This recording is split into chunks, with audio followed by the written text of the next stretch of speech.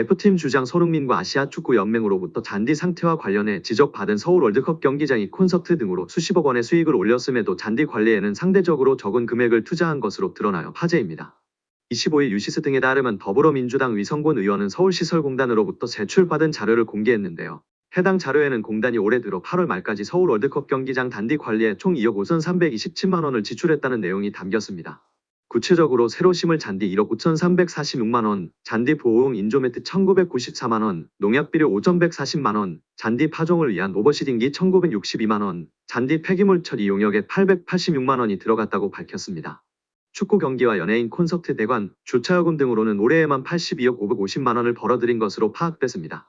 국가대표 A매치 경기로 9억 9,426만 원, 프로축구 FC서울 경기로 11억 3,832만 원, 콘서트 등 문화행사로 24억 3,447만 원, 일반 행사로 36억 3,846만 원을 벌었는데요. 특히 이명웅 콘서트로 14억 3,899만 원, 세븐틴 콘서트로 9억 7,758만 원의 수입을 기록했습니다. 최근 끝난 아이유 콘서트 역시 비슷한 수준의 수익을 올렸을 것으로 추정되고 있습니다. 콘서트로 큰 수익을 올렸음에도 잔디 훼손 후 복구 비율은 높지 않아 큰 파장을 일으키고 있습니다. 윤영희 서울시의원이 서울시설공단에서 제출받은 자료에 따르면 올해 서울 월드컵 경기장에서 개최된 콘서트의 잔디 훼손 면적과 원인자 복구 비용은 세븐틴 1억 8,656만 원, 이명웅 5,300만 원으로 나타났습니다. 세븐틴은 그라운드석을 판매해 경기장 전체 잔디 면적을 대부분 사용했음에도 19%에 해당하는 면적만 복구했습니다. 이명웅 콘서트는 그라운드석 판매는 없었으나 그라운드 저면에 걸쳐 무대 조립으로 인한 훼손이 있었습니다. 윤 의원은 그라운드석 판매 상황을 봤을 때 잔디 훼손 면적이 과소 추정됐을 가능성이 있어 보인다며 공단의 잔디 훼손 평가 방식이 적절했는지 검토가 필요하다고 꼬집었습니다. 이어 월드컵 목적으로 설립된 상암구장이 본연의 역할에 충실할 수 있도록 잔디 문제를 반드시 해결해야 한다고 강조했습니다. 이와 관련해 공단 측은 올해 들어 기록적 폭염과 열대야, 장기간의 강우 등 기후 영향으로 잔디가 훼손된 것이라고 해명했는데요. 오는 10월 예정된 이라크와의 홈 A매치를 당초 서울 월드컵 경기장에서 치르려고 했으나 잔디 상태가 좋지 못해 AFC의 퇴짜를 막고 용인 미르 스타디움으로 변경한다고 밝힌 상태입니다. 결국 82억 5천만 원 중 겨우 2억 5천만 원만 잔디 복구에 사용한 것이 알려지며 팬들의 분노는 높아지고 있습니다. 한국 축구에서 학명으로 가장 두드러진 인물이 바로 지금 이 시끄러운 와중에 축구 대표팀 감독을 맡은 홍명보 감독입니다. 박종환 감독이 대표팀을 이끌던 1995년 한국팀은 코리아컵 준결승전에서 예선에서 쉽게 승리했던 잠비아에 패했습니다. 그런데 이 경기 전날 박 감독의 억압적이고 비인격적 훈련에 불만을 품고 있던 홍명보, 황선홍 등 주전 선수들이 경기 전날 술집에서 대취할 정도로 술을 마신 사실이 언론에 보도가 돼 난리가 났습니다. 그래서 홍명보 선수 등은 징계 위기에 처했는데 이들은 그 제보자로 박 감독을 꼽았고 언젠가 안갚음하리라 맹세했다고 합니다. 다음해 아시안컵 8강대 이란전에서 한국은 6대2로 참패하였습니다. 유례를 찾기 힘든 처참한 패배입니다. 특히 전반에 2대1로 앞서고 있었는데 휴식 시간 라커룸에서 무슨 일이 있었는지 후반에만 연속으로 5골을 먹은 것입니다. 당사자들은 부인하지만 이 사건은 축구계뿐 아니라 축구팬들도 의혹을 거두지 않고 있습니다. 박 감독은 결국 감독에서 물러났고 당시를 회상하며 자살까지도 생각했을 만큼 개인적으로도 충격이 컸다고 했습니다. 한국이 참패를 당하자 국내 언론들은 11회를 이끌고 있는 홍명보가 태업을 이끌었다. 박종환 감독을 끌어내리기 위해 선수들이 태업을 했다라는 등의 뒷말들이 나돌기는 했지만 끝내 참패 원인의 진실은 밝혀지지 않았습니다. 당시 한 언론은 홍명보 선수가 과학적이고 체계적으로 지도하는 감독을 원한다며 스파르타식 훈련을 고집하는 박종환 감독에게 노골적인 반기를 들었지만 누구보다도 체계적으로 지도했던 아나톨리 비쇼베츠 전 감독에게도 노골적인 불만을 터뜨렸다고 전했습니다. 조중현 당시 KBS 해설위원조차 홍명보가 선수로서의 본분을 망각한 것 같다. 옛날에는 감독의 그림자도 밟지 않았는데 어쩌다 이 지경이 됐는지 모르겠다고 개탄했다고 합니다. 하석주 전 전남 감독은 최근 언론 매체 오센과의 인터뷰에서 11회는 그냥 봉사단체다. 내가 회장을 맡고 있다. 라고 밝힐 뿐 특별한 이야기는 하지 않았었습니다. 홍명보의 능력도 문제지만 장점이라고 평가받던 소통 문제, 리더십 문제도 결코 장점이 될 수 없다고 폭로한 국내 지도자가 있어 화제가 되고 있습니다. 축구팬들이나 전문가들뿐 아니라 선수들조차도 홍명보 감독 선임에 대해 불만이 높을 것입니다. 박주호 위원이 이야기했던 것처럼 선수들은 훈련 세션 한두 번만 해도 그 감독의 수준을 파악할 수 있다고 합니다. 무리뉴, 엘리케 등 수준 높은 감독 밑에서 훈련받았던 해외파 선수들이 국내 감독의 훈련 세션으로 성에 차지 않을 것이 분명합니다. 선수들이 이전에 벤투사단을 높이 평가했던 이유도 강한 신념의 철학과 훈련 세션 등에서 인정을 했다고 하지요.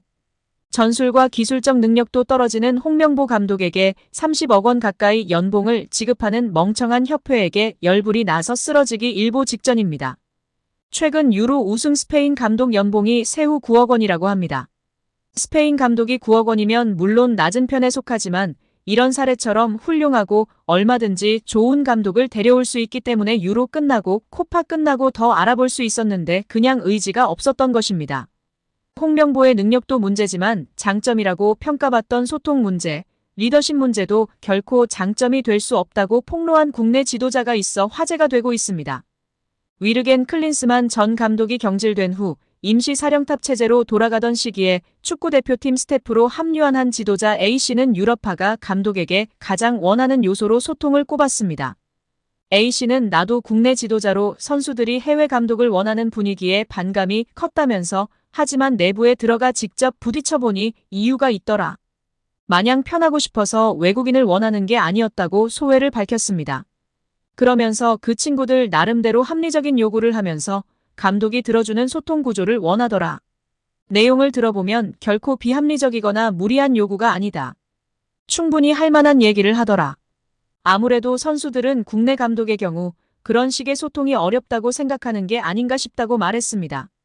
박문성 위원은 3일 CBS의 김현정의 뉴스쇼에 출연해 최근 국제축구연맹 피파가 정치적 간섭과 관련해 징계를 받을 수 있다는 경고성 공문을 보냈다는 사실이 알려진 것에 대해 예상했던 대한축구협회의 대응이었다. 축구협회가 마지막으로 쓸 수 있는 카드를 썼다고 말했습니다.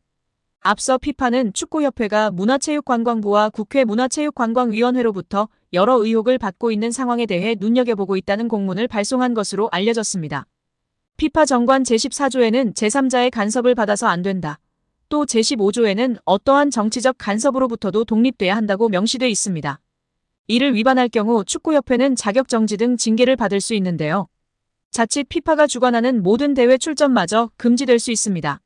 예를 들면 한국이 월드컵에도 못 나갈 수도 있습니다. 박문성 위원은 이와 관련하여 타이밍에 맞춰서 계속 이 얘기를 하고 있다. 문체부가 감사 들어간다고 했더니 그때도 미디어에 이걸 흘렸다. 그 다음에 국회가 현안 질의한다고 할 때 또 올린다며 문체부가 발표하는 날 끝나니깐 이걸 또 흘렸다. 그래서 제가 별로 놀라지 않았다. 예상했던 카드라고 말했습니다. 이어 피파는 각 나라의 축구협회가 독립적으로 자율적으로 운영되는 걸 얘기한다. 그런데 인사권의 외부의 힘이 특히 정치 사이드 쪽에서 뭔가를 들어와서 하는 거에 대해서 굉장히 좀 심각하게 바라보는 게 있다. 제재를 내린다. 그거를 문체부도 알고 있다고 설명했습니다. 실제로 지난 2015년 쿠웨이트 대표팀이 월드컵 예선에서 몰수패 처리를 당한 바 있는데요. 당시 쿠웨이트 정부가 스포츠기구의 인사권에 개입할 수 있게 법을 고치자 피파는 자격정지 처분을 내렸습니다. 인도네시아도 해당 사항 등을 위반했다는 이유로 피파 징계를 받은 바 있습니다. 하지만 박문성 위원은 인도네시아는 피파 대회 개최권을 얻었는데 참가팀인 이스라엘을 종교 정치적 문제로 거부를 했다. 당연히 문제가 됐다며 피파는 외부의 힘이나 정치의 개입, 이런 것들 때문에 월드컵 등 제재를 3개 내릴 때는 정부가 축구협회를 강제 해산 아니면 회장 선거에 부당하게 개입, 그 다음에 인사권이나 돈재정 문제를 통제하는 법을 만들 때 등 외부의 힘, 정부나 정치가 축구협회를 완전히 종속 지배할 경우라고 주장했습니다.